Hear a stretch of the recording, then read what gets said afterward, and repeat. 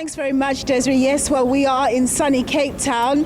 What we're seeing on the ground thus far, where we are, we're just outside the City Hall where Finance Minister Enoch Godongwana will be delivering his speech. And we're in an area that's cordoned off so that certain traffic can come through. We're seeing some MPs trickling through, some of whom Abra Barbier will be speaking to shortly after myself.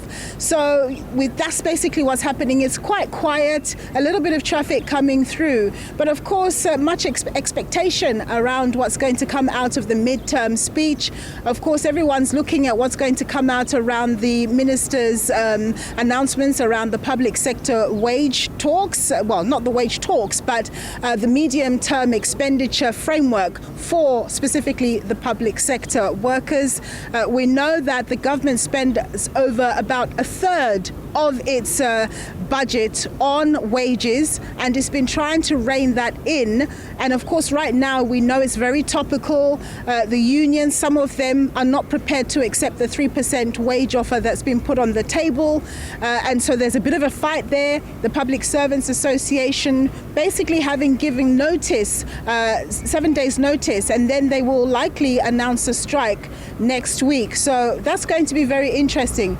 The other issue as well is, of course, there's been huge demand and talk around a basic income grant. We know the social relief of distress grant has come in very handy for our most vulnerable in society, but people are talking about that now morphing into something more permanent with a higher quantum in terms of money, something like a basic income grant. But of course, there's a big debate about whether government can actually afford that. Currently, with the social relief of distress grant, that costs the fiscal several billions of rand. It's penciled that to come to an end by the end of fiscal year 2022-2023, but there's pressure for them to extend it. So it's going to be interesting to see what the minister has to say around that. The good news is that the government has managed to do quite well in terms of the revenue that it's been able to get. In the February 2022 budget, its estimation was that it was going to get a certain amount of money. But now, based on the collections that it's been receiving, economists are now expecting that revenue overruns will come in at anything between 80 billion and 120 billion rand come the end of fiscal year 22-2023, which is basically the end of February next year. But now the big question is, how should government use that extra fiscal leverage? Should it use it to, pass on money for social grants? Or should they use that to whittle down the government's massive debt, which stands at about 4.9 trillion rand or something like that? So these are some of the issues. And then the big issue, of course, is we need economic growth. We haven't really managed to get that economic growth coming through. We've had COVID, we've had the Russia-Ukraine war. Currently, we have the higher inflation, higher interest rate situation. Governments around the world are grappling with how to deal with this. And, at the end of the day, South Africa is a medium income country, and we're struggling in the area of unemployment, creation of jobs. And government has very limited fiscal room to move. So these are some of the challenges that we're faced with. But ultimately, they need to stimulate economic growth for the economy to grow. And then issues around the level of debt that we have, the budget deficit that we have, become less of a concern. But for now, as things stand, things are not looking good. We understand that when the Reserve Bank releases data around investment, we do see there's been an uptick in private investment. And that's been in the area of energy, as the government has liberalized private sector's ability to invest in that area, to invest in alternative energy. That's going to be positive going forward. But right now, as we speak in the short term, we still have the daily struggles, and it's hard to see a light at the end of the tunnel, but investments are taking place. The other thing is that business confidence and consumer confidence is really low at the moment. So a lot of work needs to be done to get those going, and those will enable our country to have a situation where there's more investment, not just in energy, but other things, creation of jobs, greater economic growth.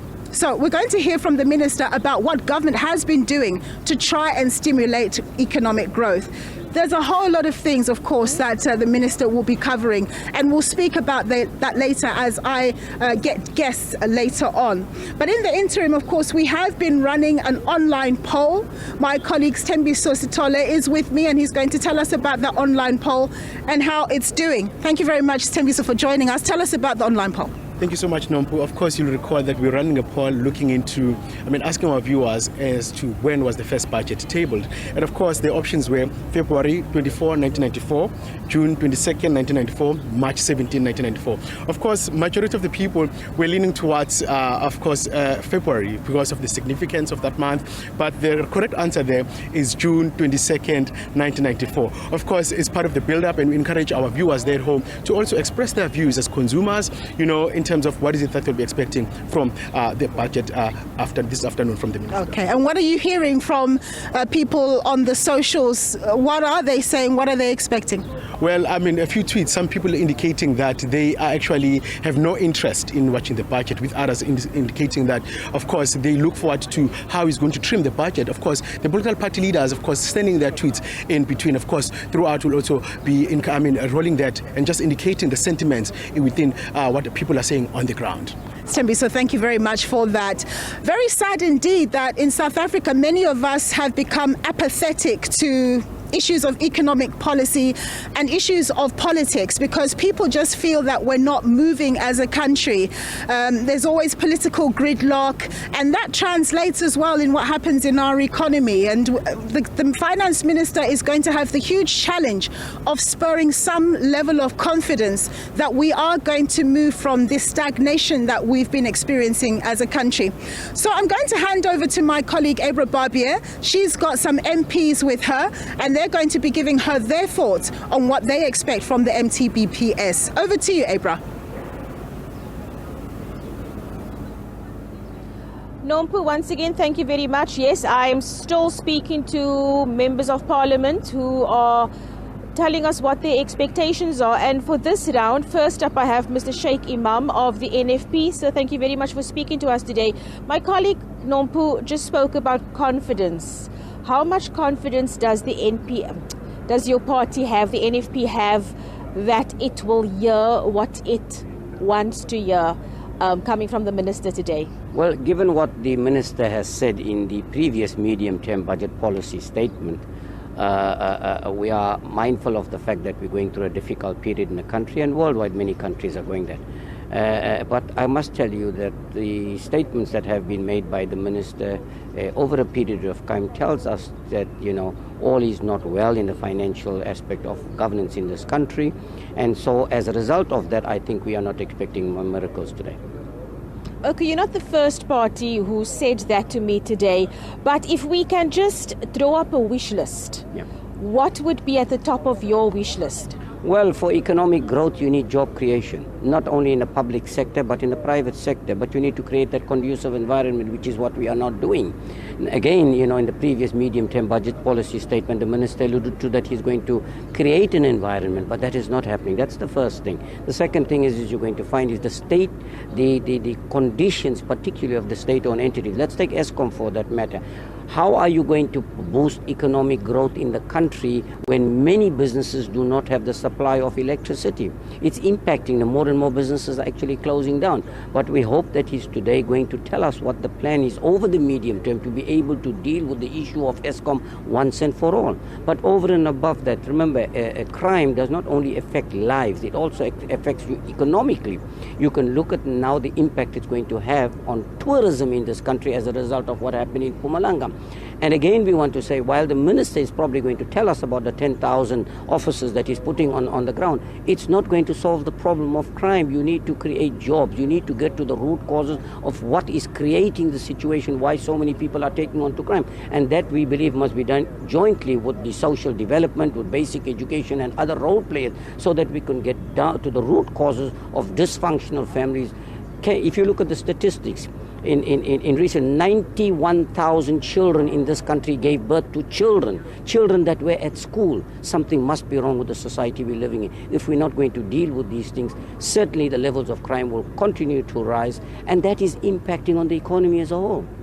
Sir, in terms of policy, in terms of legislation, we do have very good policies and legislation in this country, but many analysts, MPs, political parties, social observers say that the issue with our great policies and great legislation is the lack of political will and lack of implementation. This is something you briefly touched on now. Absolutely, I must agree with you that we don't have the political will to do. Yes, indeed, we have some of the best policies in the world, but we fail when it comes to implementation. Exactly the same thing. And you're going to hear the minister, 9 out of 10 is going to tell you today, he's going to invest in infrastructure. You don't even have the capacity.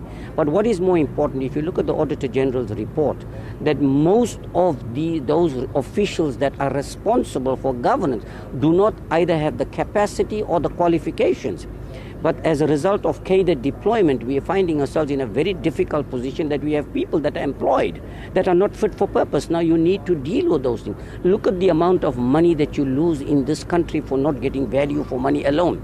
And government knows there are policies in place that we can deal with these things, but government will not deal with it. And why is that? Because every political party thrives and relies and sustains themselves on these unlawful means which they get as a result of the governance in the different structures in this country. So we have the policies. We are failing to implement, number one. There is no consequence management. Why is there no consequence management? Only because we employ those people, and that is why the NFP repeatedly says that separate administration from politics. Let no politician have anything to do with administration. Let him or her rather do oversight.